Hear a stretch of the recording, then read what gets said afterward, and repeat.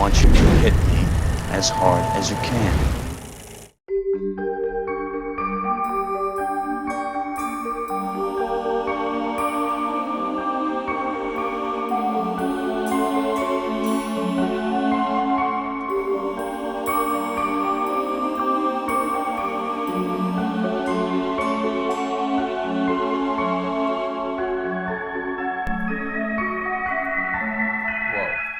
I'm really excited right now because I'm with my friend Nick Groff here. You may have heard of him. He's got a new show with this lovely, wonderful person, Katrina Weidman, and it's awesome. I've watched the show, and I want to talk about why you decided to spend 72 hours in that fucking haunted place. Yeah, that's crazy. Well, that's kind of one of the reasons, but the honest reason really is to try to document something new, something groundbreaking in the paranormal community. The only way to discover something new is sometimes you have to confine yourself, and you have to get to that vulnerable state where you're broken down so much physically, mentally, where we're starting to realize that more paranormal things are happening. Mm-hmm. So the longer you stay at a location, and we're doing it for 72 hours straight, we're living there, we're eating there, we're breathing the atmosphere, we're becoming a part of the environment, we're taking little rest on sleeping bags on the ground of like insane asylums and just creepy locations. And we're starting to realize that the evidence that we're getting, the voices, this weird anomalies, these figures that are appearing are starting to be documented because we're staying there longer. Yeah. And you guys are using new things too. We are. There's 6K cameras, which only us and the military are using, because the military likes ghost hunting too, apparently. Yeah, the IR sensor that we took out of the camera, it's shooting it in 6K, so you're seeing night vision in not just IR, but all dynamics of light. So pretty much if we turned out the lights, what your eye sees is what the camera sees, but also in infrared. Mm-hmm. So it's amazing. There's no more grainy look or black and white or green tint or anything like that. It's just if you see something, you can punch in and you can maximize it, and basically you can see it in full resolution. Nice. Yeah, and it's amazing because we're getting things with these cameras, and so it makes me wonder how many times have we not gotten something on film just because we didn't have the right technology. Right. And now that technology is expanding and growing, it's to our benefit because now we're gathering all this evidence of things that people have been claiming to see but have never been able to, show it to anybody else or get any credibility because it was just subjective. Nice. Now when we walked in, you got a feeling. Yeah. I mean, what was it? How did you feel? I was out in that room. I just felt just like here on the top of my head and my shoulder is just a heavy, heavy weight. And it was like my feet were like, I was like in quicksand. They were just like so heavy, and it just felt like I was just sinking into the floor.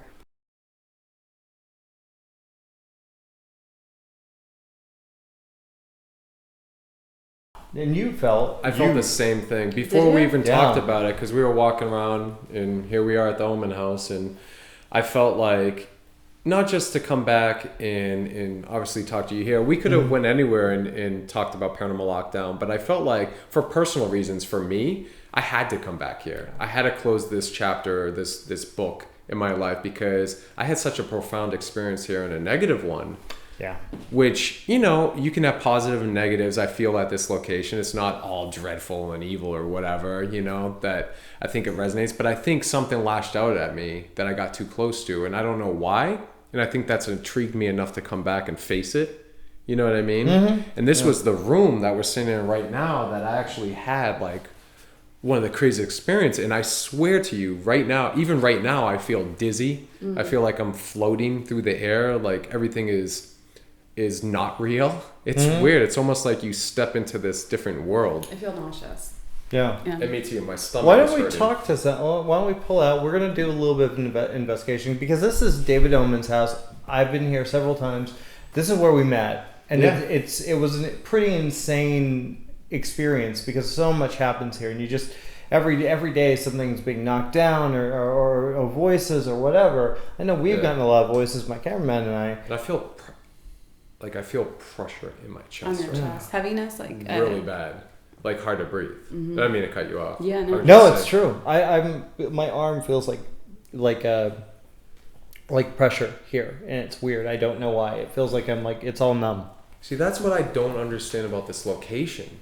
It's like you have the Sharon Tate Manson murders that took place up here, a couple houses down from this location, right? So there's no like crazy murders or anything like that took place in this building. Yeah. But we know that we sit on high EMF, so there's really high positives and low negatives, and it reverses. So the atmosphere and the energy just is constantly changing. Yeah. And it's weird too, because I don't have negative experiences. Right. Yeah. But that one night we both did. I don't know. I think we were calling it out, and I think we were asking for it, and I think we got too close. Mm-hmm. And I think certain things were said, provoking it. Yeah. And I think that's what happened. It's like you go into anyone's house and you're like, you just start, yelling or asking for things. You're going to get lashed out, man. Give me stuff. Talk to me, damn it. Let me show you guys. We had an experience here. I swear I tried to get into this door and it was locked. And I kept trying to get in, Ryan, not you, Ryan. And it wouldn't open. And I went up to it, and someone pushed up against it. Really? Like that loud? Yeah, it was loud, and I felt it. And It was like, it happened 2 times. I thought, oh shoot, someone's in the bathroom. Tried to lock it, no one was there. David came down, we'll probably talk to him a little bit later.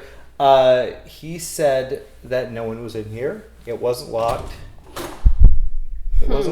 And it opened. Weird. So that's one of the many weird things that happened. It was a really crazy night. Yeah. And what are you guys feeling now? Do you want to go in here? Check it out? Let's do it. I go to too many haunted locations that have like a working bathtub, No. especially a spa bathtub and a shower. I mean, when do we see showers? Place had a shower. No, how many? Now you guys. 6 episodes. I've seen 3. I loved it. I was really a little nervous because I've known you for a while, right. And I was like, oh my gosh, I hope this is really awesome. And it really is. There's something about it, the idea that you guys are there. You don't leave. This is 72 hours. Yeah. Mm-hmm. Here's what I feel. It's like 24 hours, I would want out. Mm-hmm. Most people would, whether you believe in any of this or not. Right. Is that challenging? I mean, can you take breaks? Can you leave for a minute? Can you get your breath? What are your rules that you guys set up? I mean, we take breaks in the location. Okay. So if we need like food or anything like that, and I've taken, some of these places are really cold. Mm-hmm. So sometimes I'll take like a little cat nap next to our heater, on the floor, on like a gross dirty floor. But that's, kind of the extent of it, just taking breaks on the property. We're confined to the property.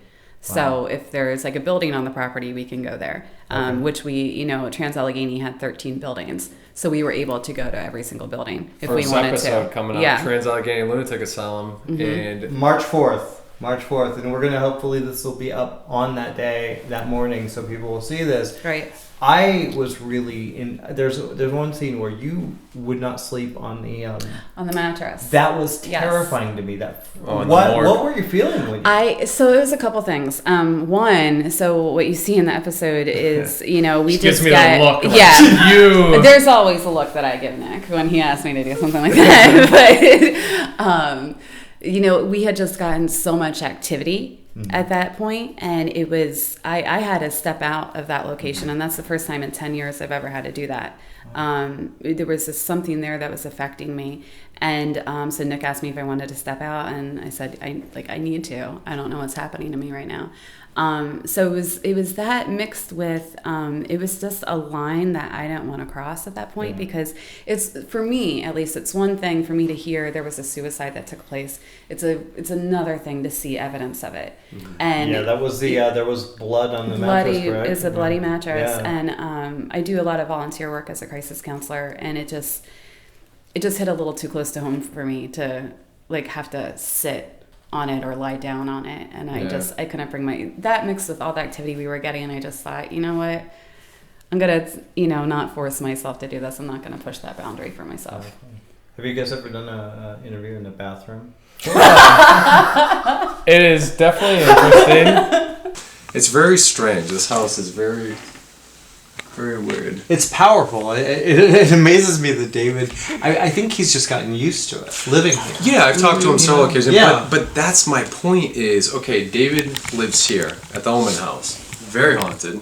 Now, he lives with it, right? Yeah. Here we are going to locations on Paranormal Lockdown, Yep. and we're living at the location. March 4th. So, I mean, it's the same type of concept, and that's my point is, the longer you stay there and the longer you can adapt to the environment, what else is going to happen? Are they going to show themselves? Are they going to become like full entity, and just walk in front of our camera? Like, that's what I want. Yeah. That's what we're pushing I ourselves mean, to it that seems point. like that's a hard thing to search for, though. I mean, do you feel pressure to go there? Do you feel pressure to get that extra, to get that kind of evidence? That's really hard. Yeah. It's really hard It's to rare. find. Yeah. Too. It is rare, but that's kind of the cool thing is sometimes it's people that team up, and I don't know if it's just because Nick and I are a team that we've been lucky to get the evidence that we have. I mean, it could be that. It could be the locations that we're picking at the time we're picking them, but we also have these amazing cameras that are really capturing some awesome evidence that has, I was saying earlier, completely, changed my beliefs a little bit.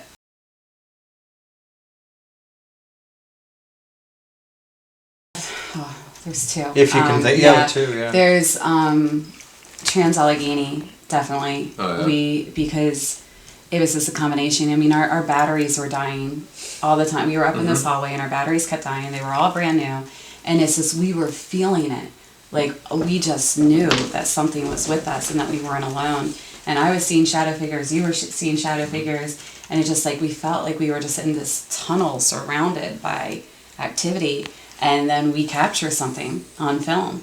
And, I can't give it away what it is, but it is, put it this way, if I wasn't there myself, I don't know what I would think about this, but being there, I know that it happened and that we experienced something truly unknown. It's amazing. Yeah. It was one of the greatest experiences and the most frightening experience at the same time because we're in darkness. Yeah. And it's human nature to be scared in a completely dark, abandoned mental asylum where people came to die. You know what I mean? It's like 4 o'clock in the morning. Yeah, of course.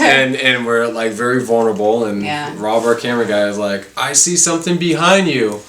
And we're what in do you pitch see black. behind We us? can't We're see in the anything. darkness. Yeah.